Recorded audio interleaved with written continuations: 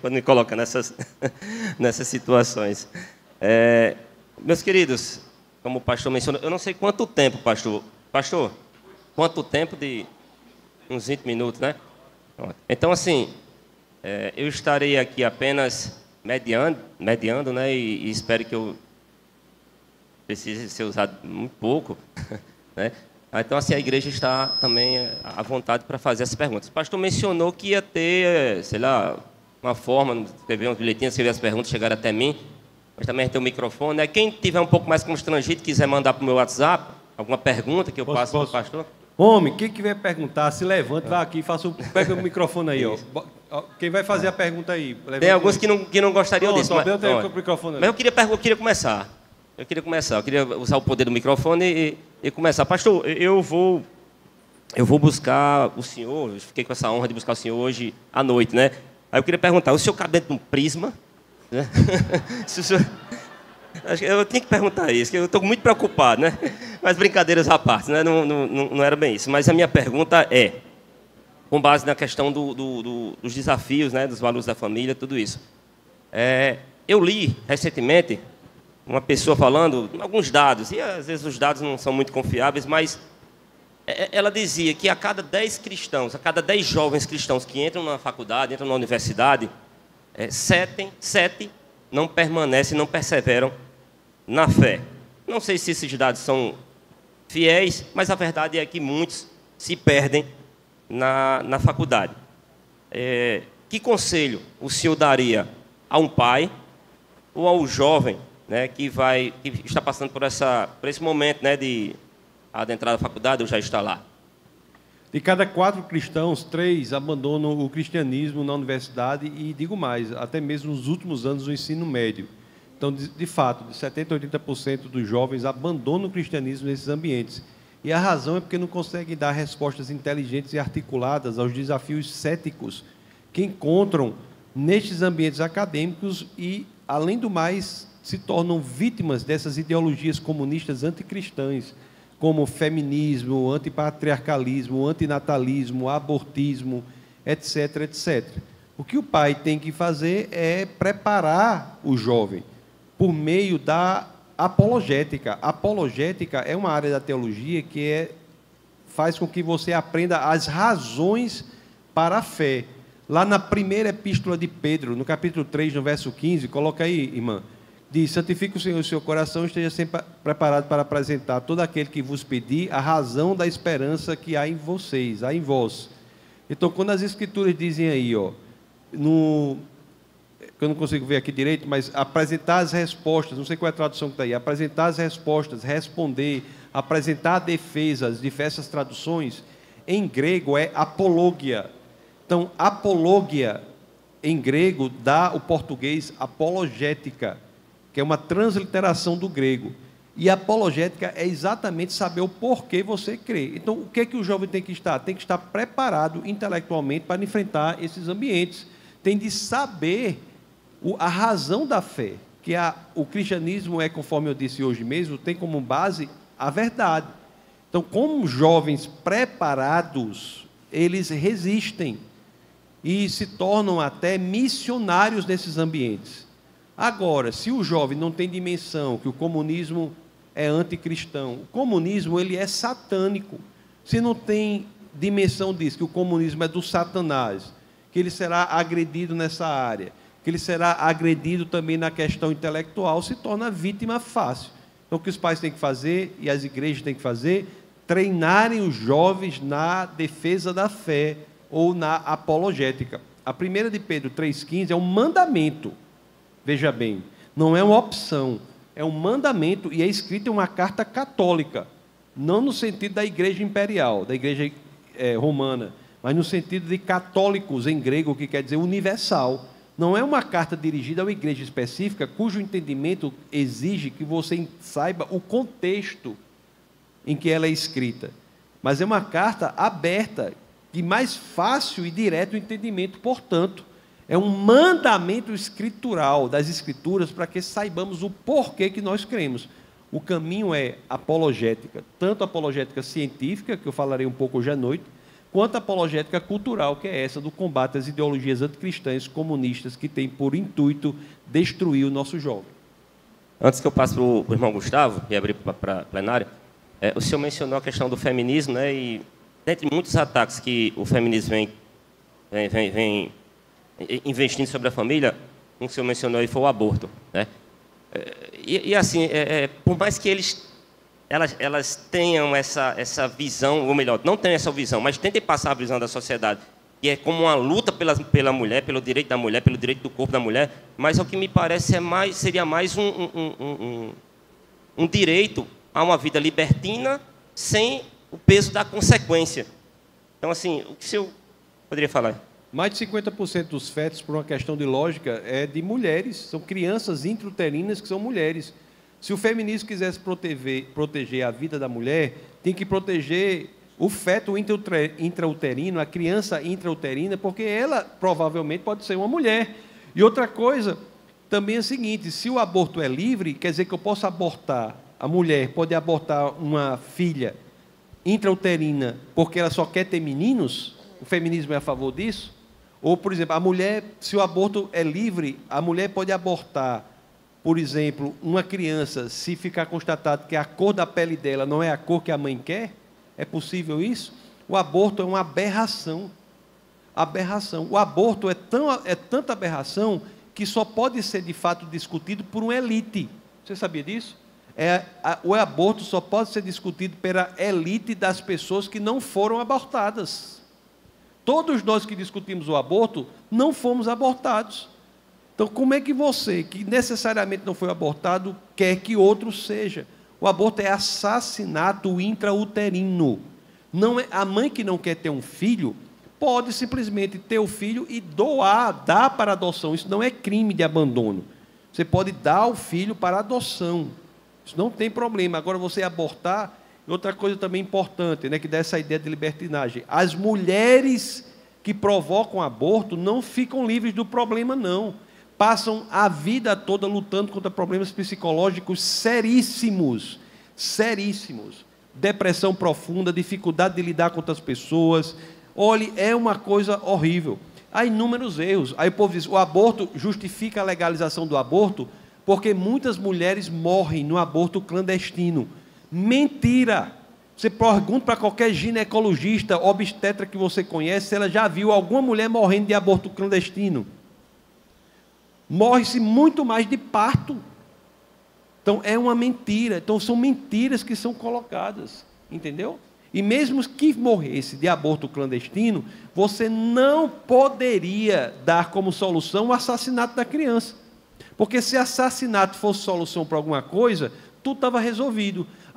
Desemprego em Mossoró, vamos resolver com assassinato? É fácil.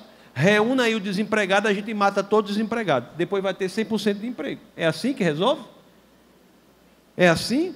Superpopulação carcerária, mata metade dos presos. É assim que se resolve? É o que querem resolver com aborto. Dizer, para resolver um problema, você vai matar alguém? Matar alguém é solução para alguma coisa? Então, o aborto é uma absurdidade. Isso é para acabar com a família, isso é para acabar com a natalidade. Não é? Muitos desses movimentos antinatalistas são comunistas. Hoje em dia se propaga aí as vantagens de ser mãe a partir dos 40. Sabia? Na mídia está assim. Qual é a vantagem de ser mãe a partir dos 40? Não é? 50% das mulheres a partir dos 40 são estéreis, não podem ter filhos. Aí se propõe à mulher uma realização substitutiva da família e da maternidade, como se a carreira profissional da mulher fosse substitutiva da maternidade. A mulher pode trabalhar, claro, é livre para trabalhar, claro, não estou dizendo isso, mas o que eu estou dizendo é que se você vai seguir sua carreira, você saiba que isso não substitui a sua maternidade e sua família. Você vai sentir isso mais velho se você está com essa ideia. Então, são muitos movimentos. O abortismo é um horror. Eu tenho falado muito no espaço político contra o abortismo, nas casas legislativas, tenho andado muito falando contra o abortismo. É uma coisa horror. As feministas ficam tudo nervosas. Quando falei, os cabelos do sovaco das feministas ficam tudo arrepiados quando a pessoa fala isso. Mas é por quê? É um horror. Isso é um absurdo. A gente está vendo que estão matando as pessoas, a gente não está dizendo nada, está aceitando isso, a Igreja do Senhor está aceitando isso, matando crianças. Olha, não existe nenhuma mudança brusca na vida do ser humano no nascimento. A única mudança brusca que tem é na concepção, quando você tem a criação de um novo código genético. A criança, ao nascer, não muda bruscamente. O que muda é o meio de nutrição. O meio externo, a criança permanece a mesma. Permanece a mesma. Então, assim, são muitos argumentos contra o aborto que a gente tem colocado e eu espero que a igreja se posicione fortemente contra isso. O irmão Gustavo primeiro, depois o irmão Edson e a irmã Candice. Vamos lá. Alguém, pastor, o senhor me ajuda aqui. Viu? Irmão Gustavo. Graça e paz, pastor. Diante do comunismo, né, a falta de posicionamento contra as ideologias que todos nós já sabemos. Qual a consequência disso? Quanto igreja do Senhor e quanto indivíduo. Vemos diante do que vemos, infelizmente, muitas igrejas com essa falta de posicionamento. E muitas pessoas também em cima do muro, e às vezes até com medo de tocar no assunto, ou quando toca é taxado, infelizmente. Qual a consequência disso aí? A consequência de abrir as portas para as ideologias comunistas dentro da igreja é exatamente a de se destruir o quartel-general de dentro para fora. Acaba com o tempo deixando de ser igreja genuína do Senhor. Porque essas ideias anticristãs e destruição do cristianismo não pode ter espaço na igreja. Você veja que antigamente a estratégia comunista era de atacar os cabeças da igreja. Hoje em dia a estratégia é de infiltração nas igrejas. Hoje em dia a estratégia mudou. Muito cuidado com o departamento infantil, por exemplo, muito cuidado com outros departamentos em que pessoas com ideais comunistas podem ensinar essas ideias relativistas, que o relativismo está na base de tudo isso, e tornam-se crianças que pensam assim, adolescentes, adultos, daqui a pouco a igreja está destruída. As duas grandes estratégias de destruição da igreja por meio dos ideais comunistas, eu acho que eu disse ontem e repito hoje, no que diz respeito à igreja católica, a teologia de libertação, no que diz respeito à igreja protestante, a teologia da missão integral. Agora, o comunismo, ele se apresenta de maneira bonita. Ele não vai dizendo, eu vim aqui para destruir você, não. Vai dizer assim, olha, o nosso papel, vamos fazer a missão integral. O papel da igreja não é exatamente pregar o evangelho, mas é cuidar do necessitado. E cuidar do necessitado sem apresentar o evangelho. E daqui a pouco a igreja se transforma em uma ONG. A igreja é uma ONG. Daqui a pouco, as pessoas vindo para se reunir, ninguém proclama o evangelho, ninguém vai para os lugares onde ninguém vai para proclamar o evangelho, os crentes viram tudo crente 007, vira tudo assim. É igual quando eu estou dando aula, eu falo sobre essas coisas em algumas universidades, quase sempre acontece. Daqui a pouco vem um jovenzinho falar comigo, né? Aí ele vem todo escondidinho assim, eu já sei o que ele vai fazer. Aí ele chega para mim e fala assim, pastor, eu quero dizer para o senhor que eu também sou crente. Não, pastor não, professor, né? Professor, eu quero dizer para o senhor que eu também sou crente. Aí eu digo, meu filho, do jeito que você veio aqui, eu pensei que você ia confessar que era traficante. Eu pensei que você ia confessar que era traficante. Fica tudo com medo de ser crente. Com vergonha de ser crente. Aí a pessoa, você é crente? Mas nós fazemos, olha, nós damos cesta básica, nós fazemos sopa. Sim, tem que fazer isso, não tem problema, mas isso é um meio para a proclamação de Jesus Cristo para o mundo perdido. Isso é um meio para a proclamação da mensagem que ainda é a mesma. Arrependa-se dos pecados. Essa é a mensagem do Evangelho. Pedro pregou isso, Jesus pregou isso, João Batista pregou isso, todo mundo prega isso. Arrependa-se, essa é a mensagem. A mensagem não é coma e continue fazendo, continue alimentando também o seu pecado junto com isso, não é isso não. Então o problema é esse, é transformar a igreja, mudar o sentido das coisas. Eu falei ontem do poder da linguagem, né? E eles mudam tudo. Caridade hoje não é mais caridade, é outra coisa, não é? Porque caridade é aquela que é criada pelo cristianismo, que exige a voluntariedade. Aí dizem, o povo quer dizer que comunismo traz caridade, quando a pessoa não tem nada, não faz nada. Então, assim, é um problema muito grave. Mas muitas igrejas sérias têm acordado para isso. Têm acordado, têm entendido quão graves são essas ideologias. Têm entendido que cristão não pode ser abortista. Não faz sentido cristão ser abortista. Não faz sentido cristão ser a favor de um assassinato de uma criança, só porque ela está no útero. Não faz sentido isso. Cristão não pode ser feminista. Não pode ser a favor de uma mulher que queira, por exemplo, desvalorizar o homem. A mulher tem que honrar o seu marido. Não pode desvalorizá-la. Não pode ser feminista, o cristão. Tem notado essas coisas. O cristão não pode ser LGBTista. Não pode. O cristão não pode achar que um homem pode ser uma mulher, que uma mulher pode ser um homem. Não pode. Isso aí é relativizar a verdade. Deus criou homem e mulher, assim os criou. Ou a gente vai rasgar essa parte da Bíblia? Não pode. Aí chega um cristão e diz, não, eu sou, sabe como é, né? Isso não é cristão. Então, tem muitas igrejas que estão acordando para isso. Acordando para isso. Cristão não pode abrir mão do seu papel de educar o filho, querer que o Estado eduque. Pátria educadora. Os filhos pertencem ao Estado. Para um bocado de menino sem saber ler, analfabeto funcional, seguindo a cartilha comunista. Não, a igreja não aceita isso, não. A igreja é resistência contra isso. Então, eu rodo o Brasil e o mundo para dizer o óbvio, sinceramente. Eu rodo para dizer o óbvio. Olha, você, cristão, não pode ser abortista. Por isso, por isso, por isso. Então, cada vez mais a igreja tem que estar se posicionando. Agora, a estratégia está essa, é infiltrar comunistas na igreja para destruir de dentro para fora. Tem acabado a igreja do Senhor isso aí. Acabado. Então, a gente tem visto igrejas que, de fato, se tornaram ambientes assim terríveis. Eu vou dizer publicamente aqui, que é um negócio público, por exemplo, a igreja PC, né, a igreja presbiteriana dos Estados Unidos, a brasileira não, dos Estados Unidos, ordena sacerdotes homossexuais.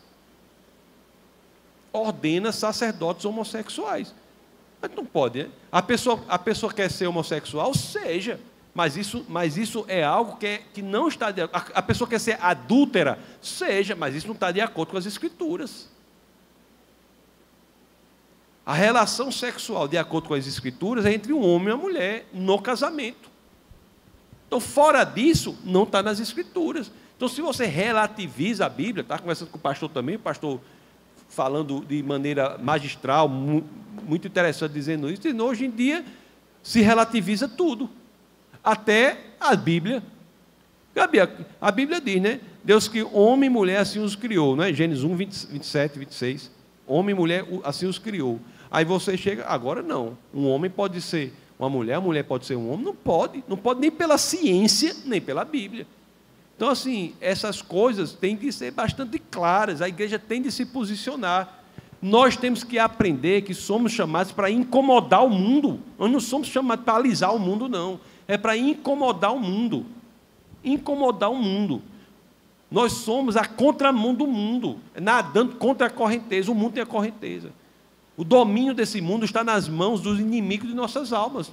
Nós abrimos mão do domínio do mundo para o inimigo de nossas almas. Deus está no controle daqueles que entregaram sua vida a Ele. Mas o mundo está no controle do inimigo de nossas almas. Foi isso que as Escrituras dizem. Por isso que está acontecendo tudo aí. Nós temos que nos posicionar.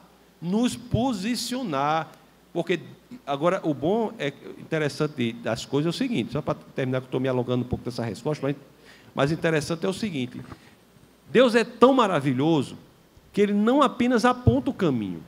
Aqui a Bíblia, né? A Bíblia é o caminho, é o norte, é o nosso norte. O que nos orienta são as Escrituras. Os 66 livros das Escrituras, 39 do Antigo e 27 do Novo, está lá. São os que nos orientam, as Escrituras. E nos orientam o caminho de estar na contramão do mundo. Mas Deus é tão maravilhoso que não apenas nos diz o caminho, mas por meio do seu Espírito caminha conosco.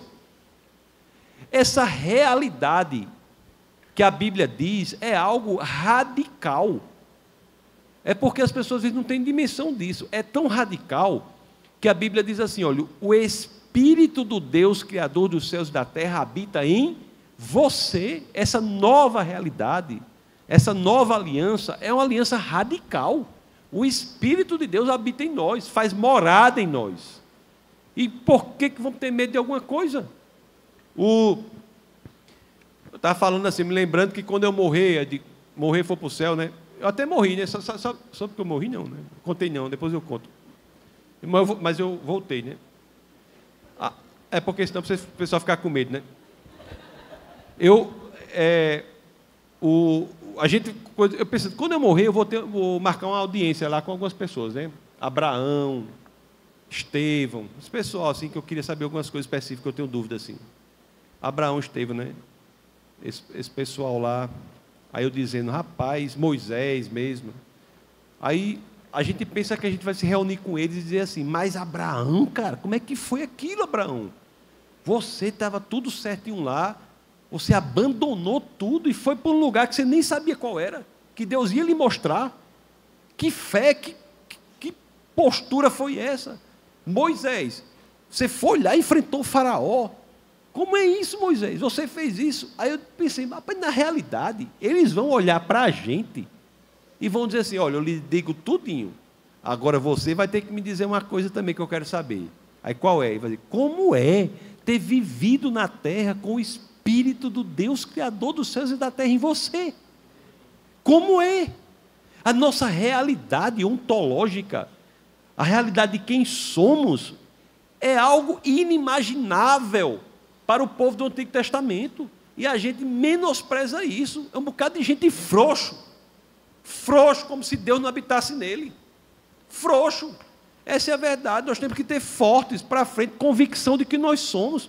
Nós somos o corpo de Cristo. O corpo de Cristo. Nós somos chamados para incomodar o mundo.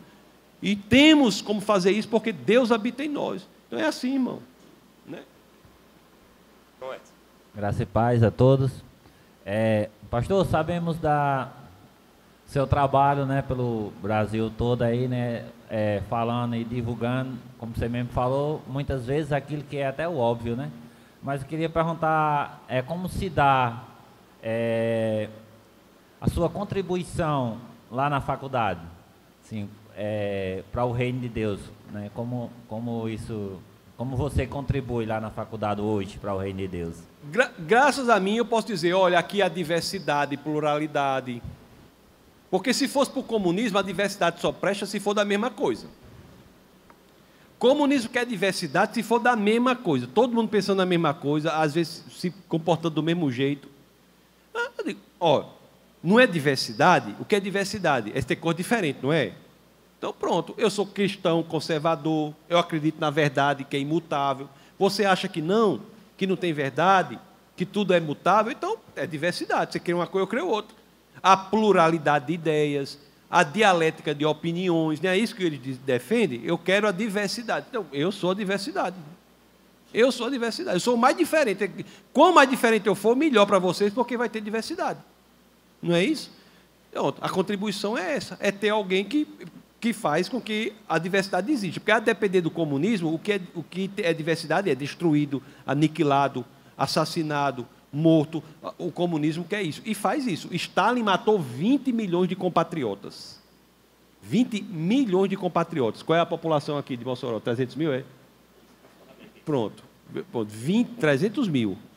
Ele matou 20 milhões de compatriotas. Está entendendo como é? Então, a contribuição é ser a diversidade. Sei lá, não tem um problema pessoal com ninguém. Olha, só há tolerância no cristianismo. Tolerância não é achar que tudo que qualquer pessoa pensa é verdadeiro, não. Entendeu? Tolerância é você entender que cada um tem o igual direito que você tem de expressar a sua opinião.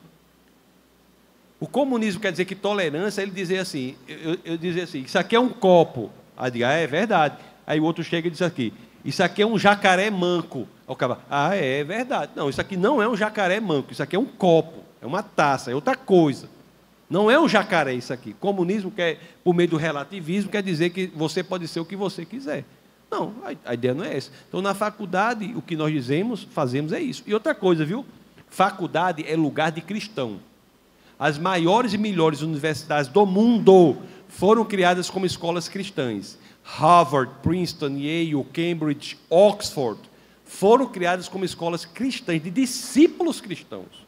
O lema original da Universidade de Harvard é verdade para Cristo e a Igreja. Então, estamos lá. E o problema quando não tem diversidade... olha, e outra coisa, o cristianismo é tão tolerante que só existem os movimentos das ideologias destrutivas do comunismo nos países de matriz cristã, porque aceita. Onde é que você pode fazer parada gay, se não for em país de matriz cristã? Onde? Existe parada gay em país muçulmano, país de matriz judaico-cristã. Israel que é judeu. Onde é que você pode fazer parada gay no Oriente Médio, se não num estado de matriz judaico-cristã, que é Israel? Que é judaico, no caso. Onde? Nenhum lugar. Ah, porque o Islã... Não, tudo bem, então vamos pensar assim, vamos fazer o que vocês gostam. O comunismo gosta, porque o comunismo é ateísta, viu? Tem outra coisa. Filosoficamente, o materialismo histórico do comunismo exige a inexistência de Deus. Então vamos pegar um país ateísta. Tem parada gay na Rússia?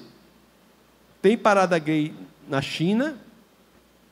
Tem parada gay na Coreia do Norte? Não. Só tem no cristianismo. Então, graças ao cristianismo é que o gay pode se expressar. E o LGBTismo não é um movimento sexual, é um movimento político. É um movimento político. E só pode acontecer livremente em países de matriz cristã. Então, o que eu estou na universidade é para ser diversidade, né? Não é isso que tem que ter, diversidade? Irmão Arthur, então, perdão, irmã Candice, depois do irmão Arthur, a irmã Candice, e tinha alguém que aí perto de... Pronto, depois a irmã. Arthur. Bom dia, graça e paz a todos. Pastor, assim, a gente falou muito de comunismo, né? Tanto ontem como hoje, e eu não sei se talvez existam poucos países que ainda defendam a ideia comunista como Marx defendeu, né? Talvez a Coreia do Norte, o senhor citou um exemplo, a Venezuela, talvez Cuba, são os mais conhecidos, né? A Rússia e a China talvez seja um capitalismo de Estado, né? Eles usam o capitalismo para fortalecer o Estado, né? Também, todos esses são exemplos de países anticristãos, que a gente vê a dificuldade do cristianismo entrar lá. E o que eu vejo muito hoje é a cultura woke. Não sei se muitos já escutaram falar esse termo, que vem dos Estados Unidos, que essa cultura woke, ela defende tudo isso que o senhor falou aqui, né? O LGBT, o movimento LGBT, o movimento racial, né?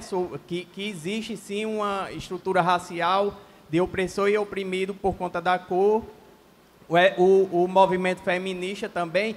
E o que eu vejo muito hoje são empresas, né, grandes conglomerados e também bilionários financiando essa cultura.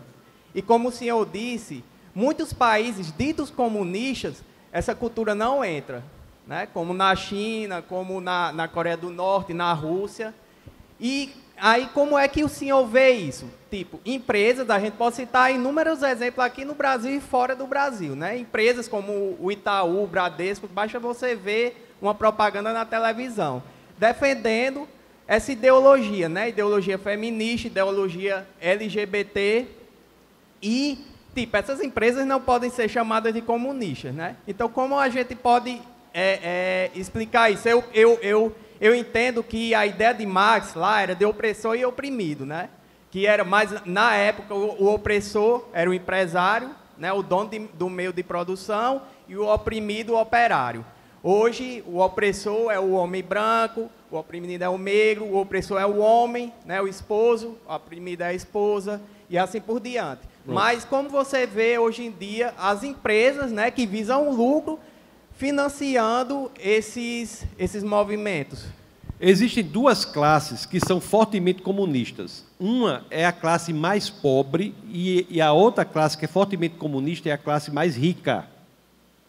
A classe que é detestada pelo comunismo, porque o comunismo não consegue dominá-la com grande facilidade, como ela domina os ricos e domina os pobres, é a classe média.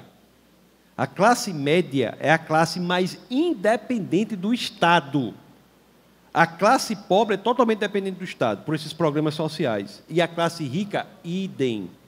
Porque os negócios das classes muito ricas, em regra, envolvem o Estado. Então, sim, podemos dizer que grandes empresas são, sim, comunistas, porque têm interesses comerciais no Estado e, portanto, seguem essa cartilha que é ditada. Um problema que eu vi na sua estruturação, que foi muito boa, da sua pergunta, é que você está colocando em oposição capitalismo e comunismo. Não há oposição entre os dois mais. E a prova que não há oposição entre os dois mais é quando você mesmo diz que antes a opressão era entre trabalhador e empregado, empregador e empregado. Hoje, aí você mesmo disse, homem, mulher, branco, negro, você não falou isso? Então você deslocou a questão do plano econômico, capitalismo, e colocou no plano ideológico, que a resistência não é o capitalismo, é o cristianismo. Quem é que resiste a estas tendências comunistas de opressão homem, mulher, negro, branco, essas coisas? Quem é? É o capitalismo? Não, é o cristianismo. O inimigo do comunismo hoje não é o capitalismo. O inimigo do comunismo é o cristianismo. É por isso que o comunismo quer descristianizar o Ocidente. Eu falei em alguns lugares, você pega qualquer voo da Ásia para cá, você faz conexão na China. E faz conexão em Dubai. Para o Brasil, tem um voo Dubai-Rio. Você faz conexão em Dubai e o pessoal que vai da China faz essa mesma conexão. Você pega muitos passageiros lá brasileiros que foram à China. Aí você conversa com eles. Você foi fazer o que na China? Sabe qual é a resposta? Negócios. O pessoal vai para a China fazer negócio, meu querido. O capitalismo está correndo solto. Correndo solto. Então, o problema é você entender, colocar como oposição comunismo e capitalismo. Não é mais. O pensamento da economia foi abandonado, hoje é ideologia. E por que o comunismo abandona a tentativa de controle forte do mercado, do capital? Porque descobriram que as leis econômicas são muito poderosas. Há quem compare as leis econômicas à lei da gravidade. O Estado não consegue dominar. Toda a vida que o Estado tenta dominar as leis da economia, o Estado quebra. É por isso que tem esses países pequenos comunistas quebrados. Os outros que não quebram, eles entendem. Usando a teoria de Gramsci, que nós vimos no culto passado, eles entendem que vão atuar na ideologia e deixar a economia solta. Sua pergunta é bem técnica, eu tive que responder assim, mas espero que os outros tenham entendido, mas não sei se você entendeu. Entendeu, né? Então, é você mudar. Você mesmo mudou, mas você talvez não percebeu que você mudou. Quando você diz assim, ó, a confusão, a opressão não é mais econômica. Você disse assim, não é mais empregador e empregado. Você disse, a opressão agora é entre homem e mulher, branco, negro, isso, aquilo. Ou seja, o que foi que você disse? Saiu-se do campo econômico, veio para o campo ideológico. Se o comunismo vem para o campo ideológico, o opositor, a resistência a ele, não é o capitalismo, ele saiu do campo econômico. A resistência a ele é o que mantém os valores. Os valores. E quem é que mantém os valores? O cristianismo. Conservadorismo é uma metodologia. Não é um sistema de pensamento que não é ideológico, é uma metodologia. O que o conservadorismo diz é assim: um jovem que quer ser conservador, ele tem que pensar assim: quando você for tomar uma decisão, considere o que o seu pai e o seu avô faziam. Isso é conservadorismo. Conservadorismo é dizer, nós não podemos mudar, ou não é sábio mudar o que está dando certo. Certo? Não é sábio mudar o que está dando certo. Se você quer mudar alguma coisa, pode mudar? Pode, mas aplique a mudança, a virtude concreta da prudência. Seja prudente para mudar o que está dando certo. Ah, minha mãe fazia assim, deu certo, eu vou fazer. E aí a cultura woke, que você falou, que quer dizer acordado, é uma cultura que vai dizer assim, que é do comunismo, que vai dizer assim, tudo que você sabia da sua família não vale nada. Você vai seguir o que eu vou lhe dizer daqui para frente. É por isso que tem destruído muitas coisas. Vou dar um exemplo simples do dia a dia que as pessoas vão entender. Criação de filho, por exemplo. Todo mundo aqui teve uma mãe que criou os filhos, e criou daquele jeito, deu certo, e levou e deu certo. Os meninos estão tudo crescido, está todo mundo aí, vivo. Aí, hoje em dia, o que é que as mães, o que é que o comunismo faz? Esqueça tudo como você foi criado. Está aqui um curso de criação de filho. Aí como é que é esse curso? O curso é assim, vai dizer, o menino tem que dormir de 7h30 até não sei que hora, tem que comer tantos caroços de arroz, se comer 2 caroços a mais dá errado, se for não sei o quê. As mães ficam tudo neuróticas, não conseguem criar os meninos mais. É tudo neurótico. O menino, se dormir meia hora depois, vai sofrer, vai ter não sei o quê, fica tudo doido. Quando, na realidade, você tem que criar os filhos com naturalidade, como sua mãe criou, sua avó criou, e essa nova cultura que é retransformar, mudar, transformar a forma que tem dado certo. Entendeu aí? Para mim faz muito mais sentido agora, uma palavra que eu vi de uma comunista, bem recente, e ela falava de uma forma tão raivosa, babando, eu odeio a classe média. Para mim faz muito mais sentido agora, a forma que ela disse, eu odeio a classe média, para essa questão de dependência, né? Para a classe média, o Estado é um problema. Para a classe média, se você está aqui, você é um mecânico de automóveis, se você é um médico, se você é um vendedor de cachorro-quente, você tiver uma empresa, seja o que for, para você o Estado é um horror. É só imposto, licença, é não sei o quê. O Estado é um horror. O Estado quer controlar você e não consegue. Mas o pobre, ele quer tornar o povo pobre, porque o pobre depende daquela bolsa isso, bolsa aquilo outro. E o rico a mesma coisa. Tem conhecidos nossos que são muito ricos, cujos negócios dependem do Estado. As grandes construtoras, quais são as grandes obras? Dependem do Estado. Então, ficam dependentes do Estado, entendeu? Não é, qual é a exceção à classe média que se torna comunista? Não é obrigado a ser, mas tem muita gente do funcionalismo público que é, porque o funcionalismo público é uma maneira do Estado ter de controlar a parte da classe média. A irmã Candice agora, e para finalizar, após a irmã Candice, a irmã ali. Pessoal, se vocês não seguem meu Instagram, é Tassos Licurgo. Tem muitos assuntos, tem lá, se vocês quiserem. TASSOSLYCURGO. Pastor, sobre essa questão do aborto que o senhor falou, né? Cadê a irmã?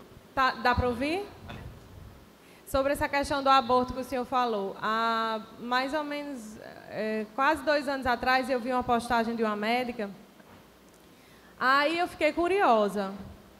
Que assim, a gente sabe que o diabo ele usa de diversas armas, né? Ele é especialista para conseguir aquilo que ele quer. Então, ele usa governos, organizações e tudo. E assim, quando eu via assim, várias pessoas falando sobre o aborto, até pessoas famosas, não sei o que, eu disse, para que esse povo está fazendo tanta propaganda sobre aborto, estão incentivando tanto, não sei o quê. Eu sabia que são pessoas que não creem em Deus, que são a favor do comunismo, que eles querem destruir tudo que Deus criou e tal, mas eu não sabia que existia outra coisa, outro lado muito mais engenhoso. E aí eu vi ela falando sobre... Procurem o que significa HEK 293. Aí eu muito curiosa, que tudo que eu escuto e vejo, eu vou atrás para saber se é verdade. E aí eu descobri que não é só por uma questão de promover o aborto em si, para que as pessoas não tenham, para diminuir a natalidade. Não é, a questão não é essa. Também existe uma indústria por trás disso. Eles usam os restos, a clínica de aborto, ela vende os restos de aborto para a indústria farmacêutica. E a indústria usa para várias coisas, para cosmético, existem uns tipos de medicação que são usados, existe também alguns tipos, a indústria alimentícia também, é como se fosse células-tronco, que ele pode se transformar em qualquer coisa. Então, assim, eles usam os restos do aborto, quer dizer, é uma coisa muito macabra, não é só questão de ser contra a igreja, contra os princípios cristãos, mas existe isso aí também. Inclusive, ano passado, nos Estados Unidos, foi inaugurado um templo satânico, e nesse templo satânico, vizinho ao lado, existia foi inaugurada uma clínica de aborto. Aí você fazia lá a cerimônia, lá a mulher fazia a cerimônia e depois ia para essa clínica. Quer dizer, existe uma questão espiritual e existe uma questão filosófica, né, na questão do comunismo por trás disso. Eu não sabia. Eu pensei que era só uma coisa que eles faziam mesmo. Eu não tinha conhecimento que isso acontecia. Em 1974, 94, teve uma conferência na ONU sobre a população. Acho que foi 74 a conferência na ONU sobre população. Em 94, a ONU já teve uma proposta em uma convenção para promover o abortismo nos países. As metas do ano 2030 é de promoção de aborto em vários países. O aborto é algo que vem juntamente com outras ideologias para diminuir a população. É mais fácil, dizem, né, de fazer com que os filhos dos pobres não nasçam do que tirá-los da pobreza. E esse pensamento começa, o aborto, como uma ideia de eugenia. O aborto começa com Margaret Sanger, com a ideia de que a população pode escolher o tipo de gente que quer. O filho que você não gosta, você pode abortar. Se você não quiser um filho com essas características, você aborta.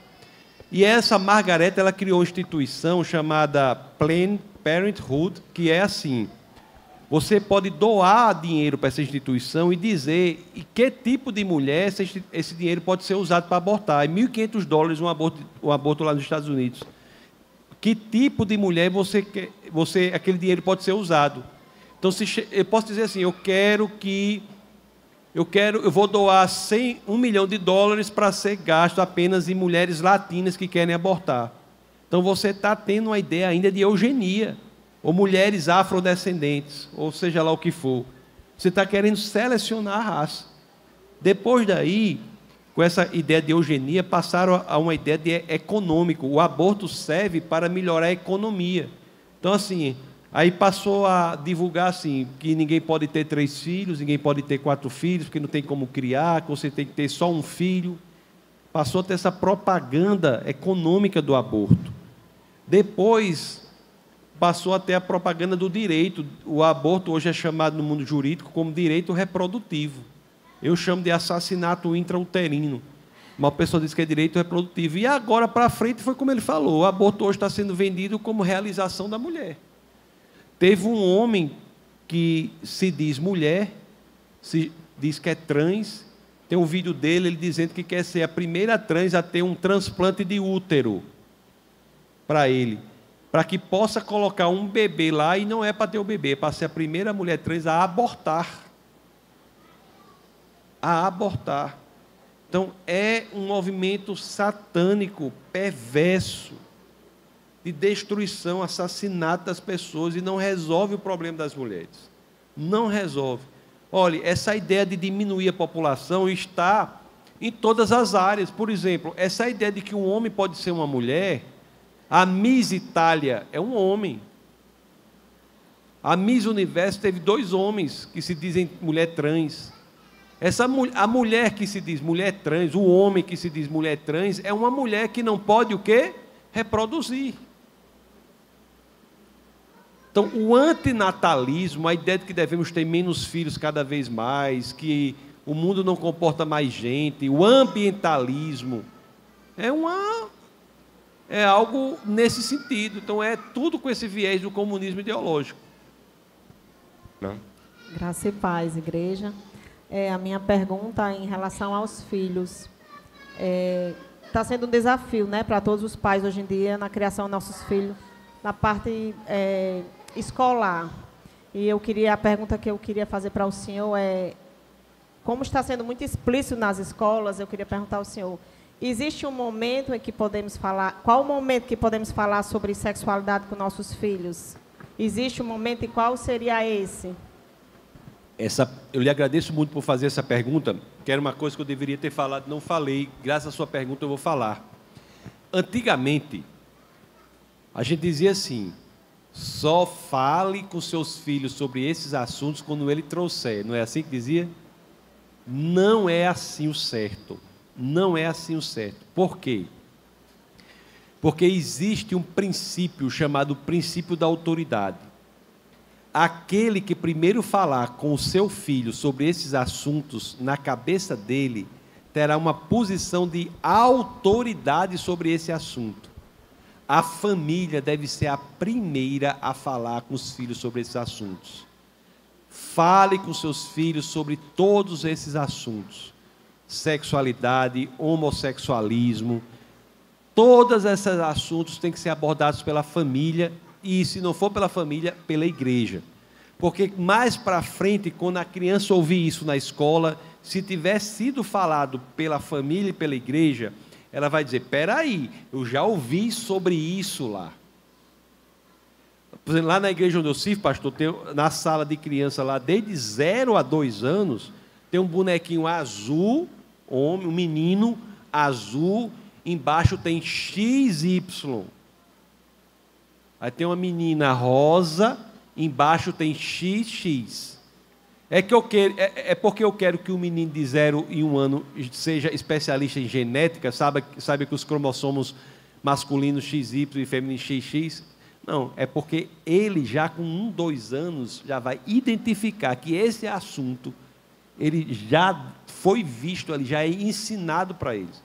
Então nós não ensinamos para crescer um especialista, mas para que sejamos os primeiros a falar sobre esses assuntos com a criança. Então a sua pergunta é central e a resposta é: seja a primeira a falar com seus filhos sobre esses assuntos.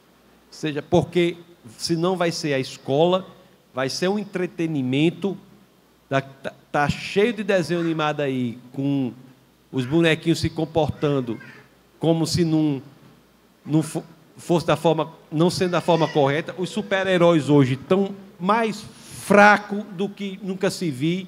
Super-herói está uma coisa horrível. Na minha época, o super-herói era assim.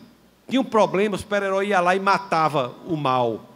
Resolvia. Hoje em dia, o super-herói... eu vou pensar, eu estou com problema... Eu estou com... Como é aquele negócio da cabeça que diz? Com problema, eu estou com uma crise de ansiedade. Eu estou... Existencial, com não sei o quê. O Homem-Aranha ia namorar com a menina, quase que não dava um beijo na namorada dele. É umas coisas tudo afrescalhadas, tudo uma coisa horrível. Então, pronto, os super-heróis estão assim. O Rei Leão, que era para ser uma imitação... Eu vi o Rei Leão, eu digo, isso aqui é Hamlet. É a peça de Hamlet, de Shakespeare, que fizeram. Eu tive essa percepção. E Hamlet, o Rei Leão parece um gatinho. Parece um gatinho, anda rebolando tudo. Então tem que ser o primeiro a falar e cuidado com os desenhos que eles assistem. Verdade. Pastor, vamos... Quem aqui da minha faixa etária assistiu o Robocop antigo? Não sei se sou da sua faixa etária não, mas... Robocop antigo, pronto. Para vocês verem como nós somos influenciados pela cultura. Se você tiver como ver, você que já viu, assista de novo Robocop. O antigo, o que você viu. Assista de novo o antigo. Eu, quando fui ver, eu digo, meu amigo, esse filme... O filme Robocop, para os padrões de hoje, é de uma violência que não se vê em canto nenhum. A gente vê aquilo com naturalidade. Por quê? Porque o bem vence o mal. O bem vence o mal. O bem destrói o mal.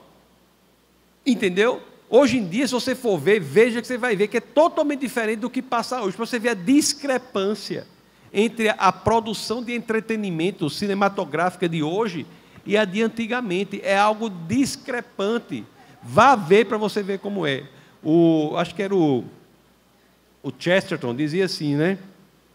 O problema das crianças não é saber ler ficção e achar que tem bruxas ou coisa, vampiro, essas coisas, não. O problema é que elas têm que saber que esses elementos são destruídos pelo bem. Tem de saber, o certo é ele saber. Entendeu? Na ficção para criança não tem problema. Agora, o problema é quando essa ficção não diz qual é o bem e qual é o mal. Na ficção para criança tem que saber que tem um bem, tem um mal, e o bem vence o mal. Porque a ficção de hoje é assim, ninguém sabe quem é bem, quem é mal, o mal vence, tudo misturado, e faz com que a pessoa comece a torcer pelo mal. Aquele filme Coringa, vocês viram?